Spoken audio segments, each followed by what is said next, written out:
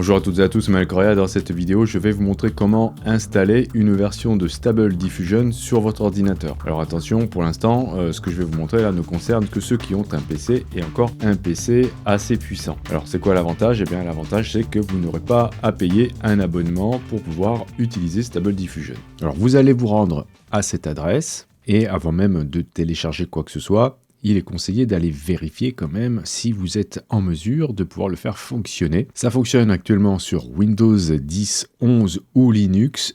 Et il y a une version expérimentale pour Mac qui va bientôt arriver, mais qui n'est pas encore là. Il vous faudra une carte Nvidia avec au minimum 4 Go de RAM, voire plus. Et si vous n'avez pas de carte vidéo compatible, vous allez pouvoir utiliser le mode CPU, c'est-à-dire le mode qui utilisera votre processeur. Un minimum de 8 Go de RAM est nécessaire. Alors ce qui est bien avec cette version, c'est que vous n'avez pas besoin d'installer Python, Anaconda, Docker, etc. Il y a tout ce qu'il faut dans le fichier que vous allez télécharger. Ok, alors ce qu'il faut faire, c'est que une fois que vous êtes dans cette page, vous allez vous rendre ici, vous allez cliquer voilà, sur l'opérateur système de votre ordinateur, par exemple ici Windows, et vous allez cliquer ensuite ici. Une fois que vous avez dézippé, décompressé donc le fichier, vous allez l'installer directement à la racine de C ou d'un autre disque dur. Alors pourquoi la racine? C'est pour éviter les problèmes avec Windows de nom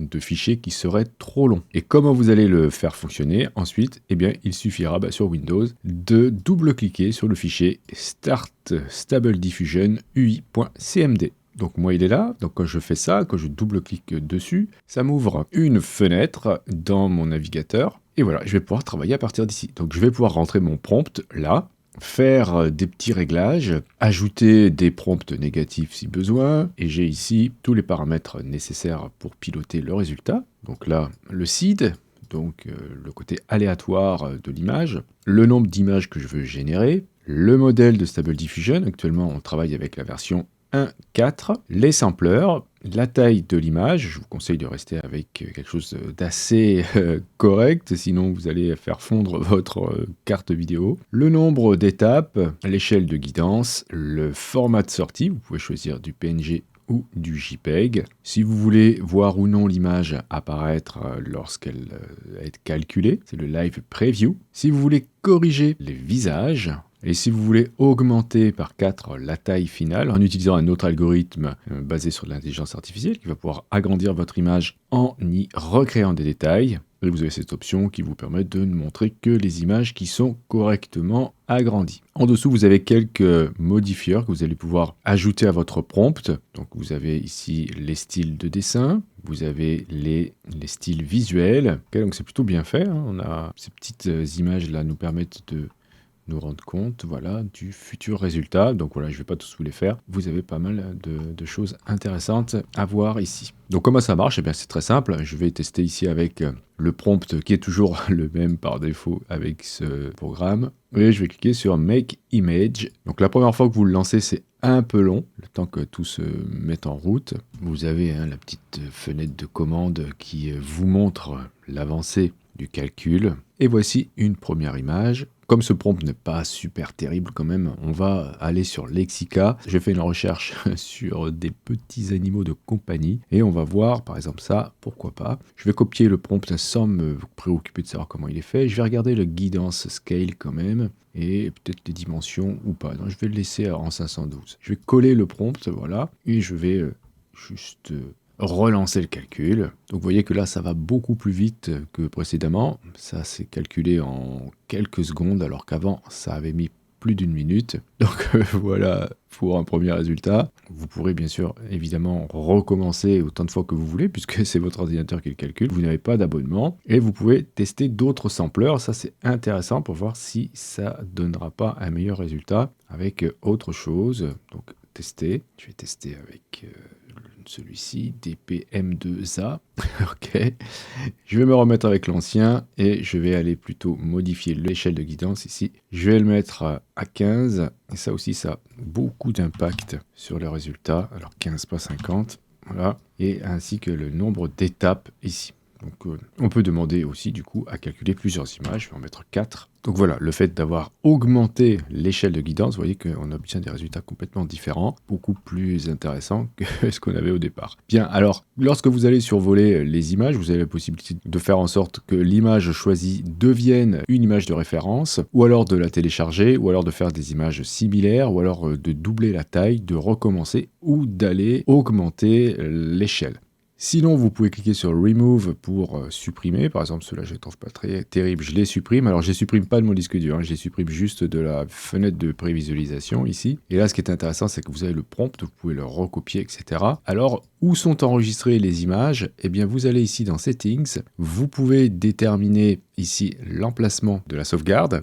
Donc, ne laissez pas par défaut à indiquer votre propre dossier, ça sera plus facile. Ensuite, vous avez des petites options. Voilà, si vous n'avez pas de GPU assez puissant, vous pouvez ici dire que c'est le processeur de votre ordinateur qui est utilisé.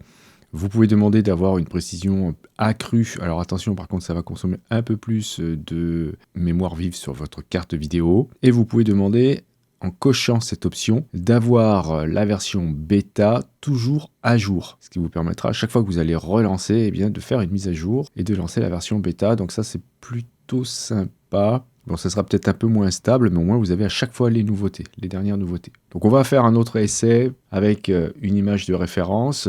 Alors je vais cliquer ici, attention, ne cliquez pas là, parce que là c'est pour charger le texte d'un prompt. Donc là, ici, je vais télécharger cette image. Voilà, c'est un dessin que j'ai fait dans Photoshop, une espèce de nature morte. Et pourquoi ne pas utiliser par exemple le style de ces images qui étaient donc là, Terry Richardson, etc., etc. Donc je vais mettre ici plutôt le prompt, donc une nature morte. Alors je vais laisser le reste et je vais valider avec Make Image. Vous voyez ici, vous avez Unqueue Next Image, c'est que vous avez la possibilité d'ajouter d'autres prompts et d'avoir plein d'images qui vont se faire. Donc voilà ce que ça donne, c'est plutôt hyper intéressant à partir de ma petite bafouille qui est celle-ci que j'avais fait dans Photoshop. Eh bien j'obtiens ce résultat qui est bien plus convaincant et je peux demander du coup de recommencer et cette fois-ci j'ai demandé 4 images pour avoir plusieurs rendus. Voilà ce que ça me donne. Et lorsque vous travaillez avec des images, vous avez un paramètre en plus qui arrive ici, qui est la force du prompt, et il va contrebalancer en fait votre image. Plus il sera fort et plus c'est le prompt qui va décider pour vous en se préoccupant moins de l'image de référence. Et si vous le baissez, eh bien ce sera l'image de référence qui sera prise en compte au maximum. Donc si c'est à 0, eh bien ça sera toujours l'image de référence qui va être refaite. Et si c'est entre les deux, eh bien voilà, vous avez des choses comme ça qui vont arriver. Le paramètre random est aussi très important car lorsqu'il est coché, vous allez générer aléatoirement des images, mais lorsqu'il est décoché, vous allez faire toujours la même image. Mais ce qui est intéressant lorsque vous décochez random et que vous avez un style qui vous intéresse, eh bien c'est que vous pourrez ensuite faire des tests en modifiant l'échelle de guidance et la force du prompt pour aller voir justement ce que ça va donner en partant du résultat que vous avez aimé, sans que ça refasse quelque chose d'aléatoire, voilà, en reprenant en compte tous les autres paramètres. Cette version de Stable Diffusion, qui s'appelle Stable Diffusion UI, est en version bêta et elle est en permanence mise à jour avec plein de nouveautés. Et ce n'est pas le seul, il y en a d'autres, il y a d'autres personnes qui ont créé des interfaces pour Stable Diffusion sur l'ordi, avec encore d'autres choses. Donc voilà, on a encore beaucoup de choses à découvrir. Donc voilà pour cette version de Stable Diffusion. Alors comme je vous ai dit, il y en a d'autres, ce n'est pas la seule. Et actuellement, celle-ci ne fonctionne pas avec Photoshop. On verra dans d'autres vidéos comment faire fonctionner Photoshop avec une version de Stable Diffusion gratuite.